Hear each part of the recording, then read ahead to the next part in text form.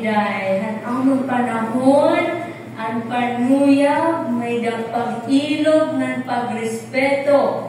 Diri lang puro chance, diri harumamay. Ang lalaki, nagpapakilala ka na. Nagsiservisyo mga pamilya. Kinaampuan. Nanlabaw ang tanan, ang pinag-importante ang tanan, maarang magulat.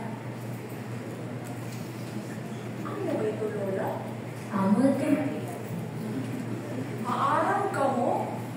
Tungod hanyakan ni Lola, gusto ko na maka-experience siya yung tinuod na gugma.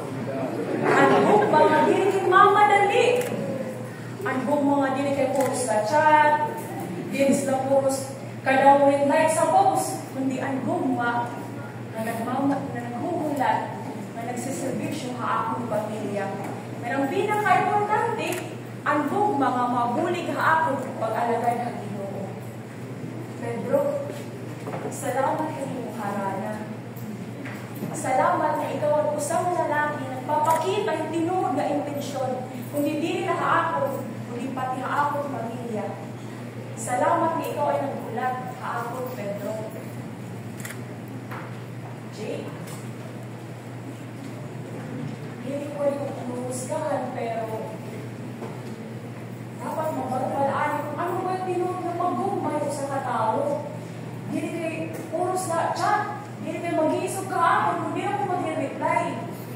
Ang gugma, sa ipang Manila, nagsiservisyo ang pamilya, nagsiservisyo ang Ginoo, na ang pinaka-importante, kinaampok ang Ginoo. Tama! Maria, maharap ka, may tama ka.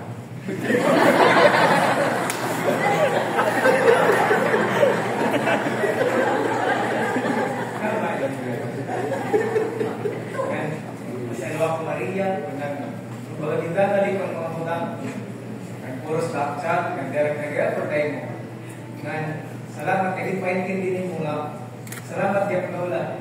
Naging-paintindi mo, gijakat yung mga amon nga tinuod yung pamuyag na ibaro magkulat, na ibaro magampo, nga respeto.